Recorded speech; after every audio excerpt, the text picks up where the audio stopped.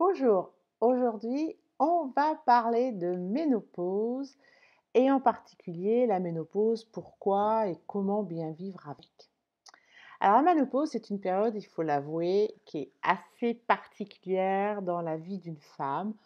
Pour la situer justement, on va dire que c'est une période qui tourne autour des 50 ans. En tout cas, on va dire que dans nos pays occidentaux, c'est l'âge moyen. L'âge moyen, c'est exactement 51 ans. Pour faire simple, on va dire autour de 50 ans 80 des femmes sont concernées par la ménopause.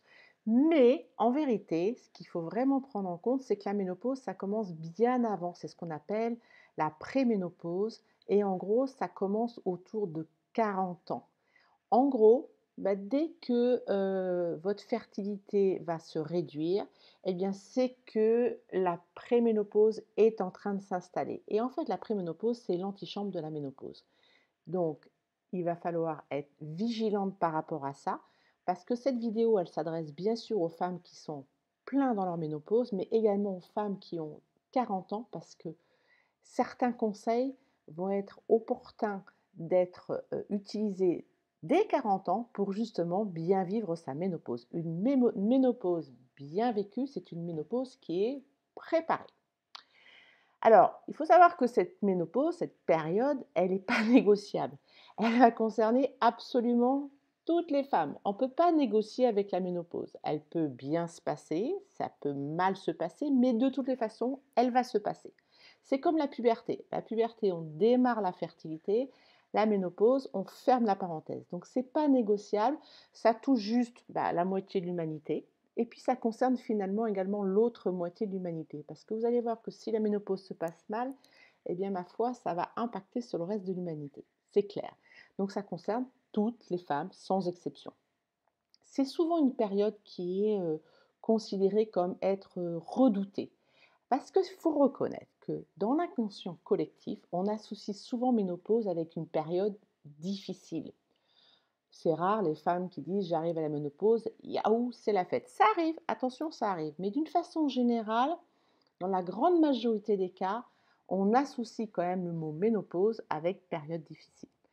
Il faut reconnaître que c'est clairement le changement de statut de la femme. La femme arrive dans un statut qui est dite ménopausée, donc non fertile.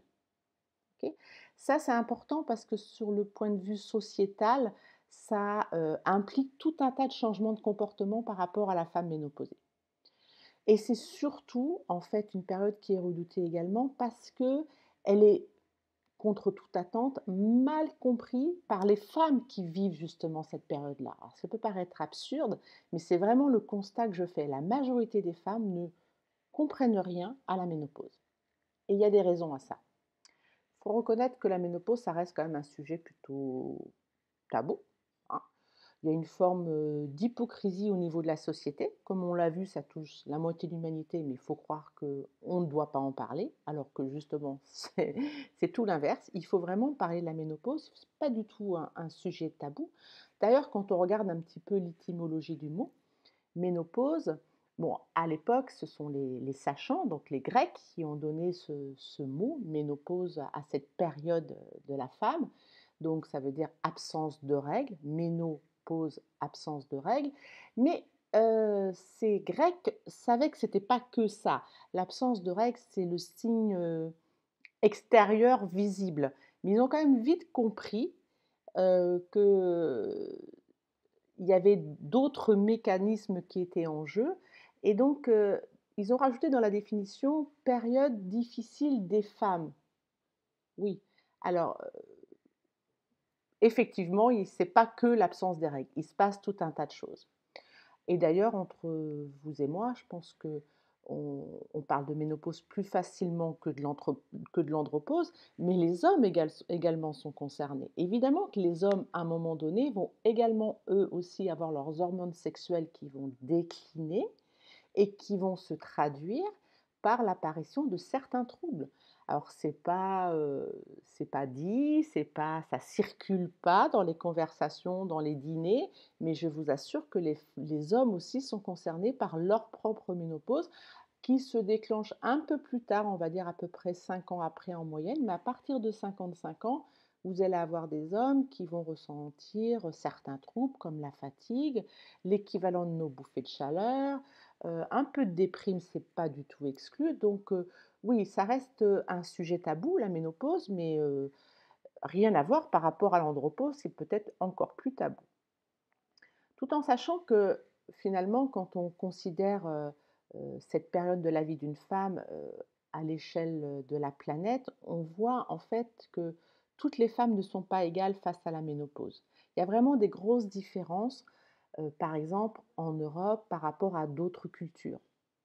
D'une façon générale, il y a des sociétés, par exemple, au Japon, les femmes japonaises ont pratiquement pas de troubles arrivés à la ménopause. Il y a même des sociétés plus primitives où la ménopause est vraiment attendue, par la femme parce que, ça lui donne un statut. OK, elle n'est peut-être plus fertile, mais elle est reconnue dans sa société, dans son village, au niveau de sa communauté pour, être une femme qui a de l'expérience et qui a beaucoup à donner. Donc finalement, c'est un état qu'elle attend avec impatience parce qu'elle va avoir une autre fonction au sein de sa communauté et c'est une fonction qui est très valorisée.